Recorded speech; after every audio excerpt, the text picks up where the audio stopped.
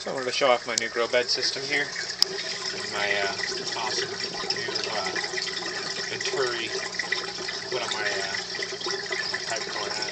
You can see all the bubbles going.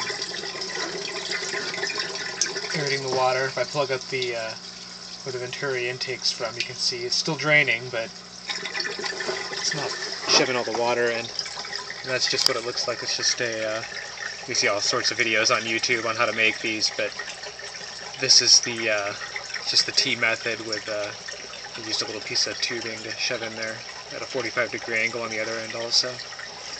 And so here's my pipe. It's a simple, I'm actually using the swivel-loop siphon.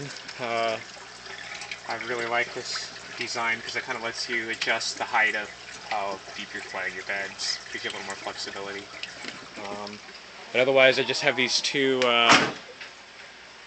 polypropylene, plastic number 5, concrete mixing trays, and I'm recovering from a wet accident I had here and just making sure that everything's cool. There's a slight drip here. I kind of pulled this open, which is where that wet accident came from, to make sure that it's not getting the OSB that was here already that I'm using for my table. It looks awful from the video, but I can assure you that it's really not even damp down here.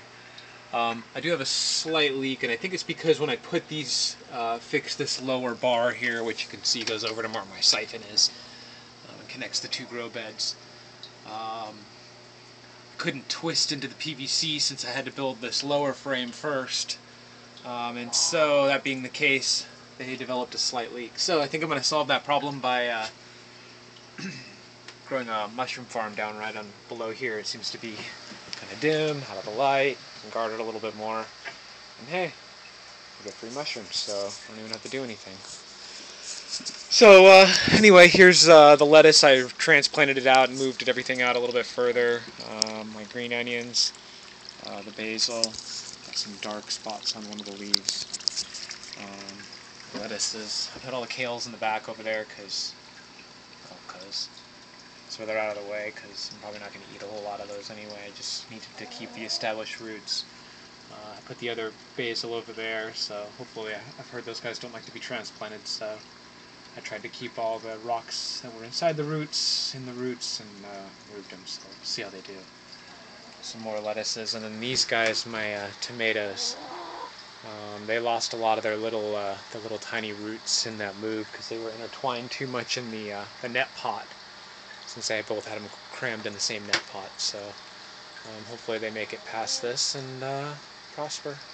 So I have this light here. You can see it's 4 foot long T5 fluorescence, and then of course 1,000-watt HPS bulb up there, and that guy for when these guys get a little bit bigger, if it's worth it, we'll see. But everything seems to be pretty happy. Everything made the transition pretty well. You see my water cleared right up. My fish are all happy. There's only 6 little goldfish in this guy. They're very happy little campers. So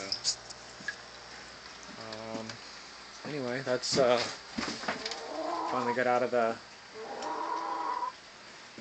crummy old grow bed there, my first one. Hi chickens, how you girls doing? And yeah, so we have 59 degrees in here. This is showing it, it's just about, it was been about 70. I also, just in case it gets too cold, I have one of those thermocube cold temperature. I'm going to put a heat lamp up by where they use, so I figure they won't get too bad. So anyway, this is kind of my indoor setup I have right now, and we will see how well this does. Hopefully I don't end up with a big old wet mess with tiny rocks everywhere that takes hours to clean up. That would be crummy. So anyway, thanks for watching.